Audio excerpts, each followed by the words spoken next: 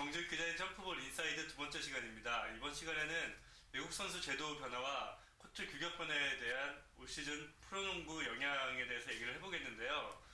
먼저 외국 선수 제도 변화가 끼친 점에 대해서 정주익 기자와 함께 얘기를 나눠보도록 하겠습니다. 일단 장점으로는요, 국내 선수들의 비중이 높아졌다는 점을 들 수 있겠습니다. 김주성이나 함지훈 같은 걸출한 빅맨들은 자신의 경쟁력을 더욱더 높이면서 정상급의 기량을 뽐낼 수 있었고요. 또 성영진과 백인선 같이 그동안 외국 선수에 가려져서 자신의 능력을 발휘하지 못했던 선수들에게도 기회가 많이 주어졌습니다. 또한 기존의 외국인 선수들의 1대1에 많이 치우쳤던 공격 패턴이 그 패턴과 조직적인 움직임에 의해서 나왔다는 점도 하나의 장점으로 들 수 있겠습니다. 반면에 단점은 그 외국 선수 제도가 도입된 가장 큰 이유가 각 팀 간의 전력 평준화였는데요. 이 외국 선수 출전이 한 명으로 제한이 되면서 극심한 상하 관계가 발생을 했습니다. 또한 전체적인 득점력이 하락하는 단점도 나타났고요. 오히려 이 부분은 국내 선수들의 노력이 절실한 부분이라고 하겠습니다. 이번 시즌 한 명이 출전을 하게 되면서 외국 선수들 본인도 상당히 힘들어하는 모습을 보였는데요. 그런 점에 있어서 기록에서도 좀 많이 나타났던 것 같습니다. 외국 선수 1인 출전에 대한 부분은 기록적인 면에서도 많이 나타나는데요. 일단 지난 시즌에는 외국 선수 2명이 같이 뛰면서 두 선수가 평균 득점을 합산했을 때 거의 40점에 육박하는 점수를 올렸는데요. 반면에 올 시즌에는 2명의 선수가 평균 30점 이상을 넘긴 팀은 KT와 KCC 뿐이었습니다. 이러면서 많이 난 득점 마진이 결국 경기력에 많이 드러났는데요. 앞서 말씀드린 대로 이 부분은 역시 국내 선수들이 좀 더 득점력을 보강하면서 갖춰나가야 할 부분이라고 생각이 듭니다. 올 시즌을 끝으로 KBL에서 또 볼 선수와 또 KBL을 떠나게 될 선수들이 있을 것 같은데요. 다음 시즌에 KBL에서 볼 수 있는 가장 가능성 있는 선수들은 누가 있는지 좀 궁금합니다.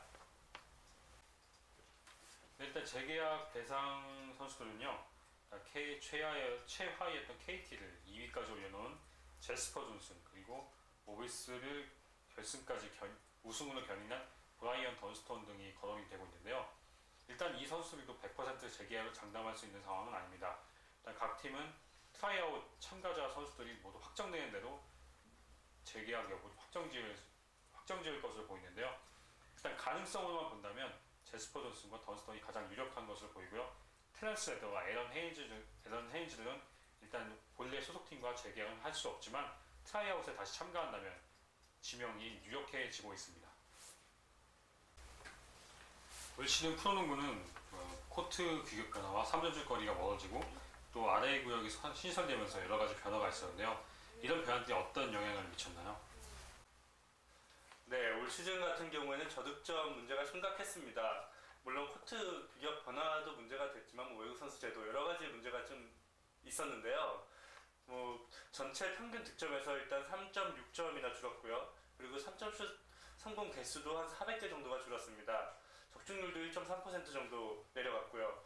이런 점들은 사실 이번이 첫 시행했던 시즌이었기 때문에 어쩔 수 없는 결과라고 받아들일 수 있는데요. 그래도 농구 흥행과 관련해서는 좀 아쉬운 점이라고 볼 수 있겠고요. 그리고 아래 구역 같은 경우는 시즌 초반에 좀 혼선을 빚었지만 그 중반 이후부터는 선수들이 상당히 똑똑하게 적응을 한 모습이었습니다. 화려한 플레이도 많이 볼 수 있었고요. 공격차 파울을 유도하는 그런 부분도 상당히 노련해진 모습을 봤기 때문에 다음 시즌에서도 유용하게 쓰일 수 있을 것으로 보입니다. 이번 시즌은 극심한 저득점 현상이 많이 빚어졌는데요. 과연 다음 시즌에는 좀 이런 현상들이 좀 나아질 수 있을까요? 올 시즌 같은 경우에는 좀 저득점이 많이 나왔지만 다음 시즌에는 아무래도 선수들의 적응도가 상당히 높아질 것 같습니다. 올 시즌도 3점 슈터들이 두드러진 활약을 보인 부분도 있었는데요. 조상현 선수도 다시 예전에 그 3점슛 기량을 찾았고요. 그리고 김동우, 김효범 이런 선수들도 올 시즌 후반으로 갈수록 좋은 모습을 보였습니다. 3점슛도 그렇지만 그리고 다음 시즌 프로 시즌 경기력보다도 가장 중요한 것은 국제 경쟁력 강화라는 데 좀 초점을 맞춰야 될 것 같습니다. KBL에서 국제농구연맹의 규격 변화에 따라서 발빠르게 조치를 취했는데요. 이 점은 상당히 높게 평가를 하고 싶습니다. 뭐 올 시즌 올해 10월부터 시행을 하기로 되어 있는데요. 그렇게 된다면 11월 아시안 게임에서도 코트 규격 변화가 바로 적용하게 됩니다. 그렇게 되면은 우리나라 선수가 아시아 선수들 중에서는 가장 먼저 적응을 한 부분이기 때문에 지난 아시안 선수권에서 7위에 머물렀던 그런 수모를 이번 아시안 게임에서는 조금 더 없애고 좋은 성적을 낼 수 있는 발판을 마련했다고 볼 수 있습니다. 물론 선수들이 개개인의 능력을 키우고 코트 적응뿐 아니라 팀 조화와 모든 것을 좀 같이 따라야 하겠지만 이번 코트 규격 변화는 상당히 좀 앞선 조치였다고 평가를 하겠습니다.